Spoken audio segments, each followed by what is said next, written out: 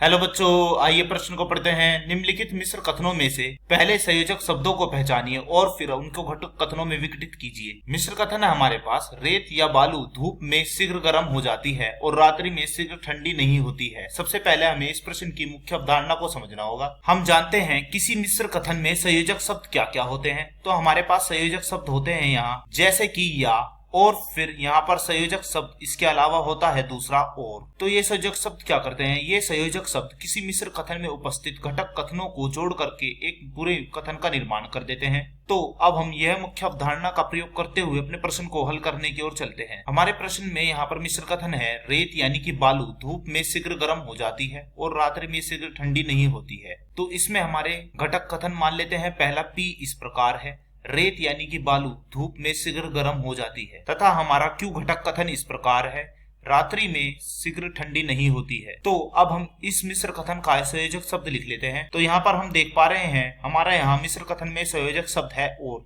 क्योंकि इसने घटक कथन पी व घटक कथन क्यू को यहाँ पर विघटित कर देता है। तो लिख लेते हैं इसे। तो हमने यहाँ पर किसी मिश्र कथन को उसके घटक कथनों में विघटित कर दिया है तथा संयोजक शब्द को भी पहचान लिया है। आशा करता हूँ यह प्रश्न आपको समझ में आया होगा। धन्यवाद।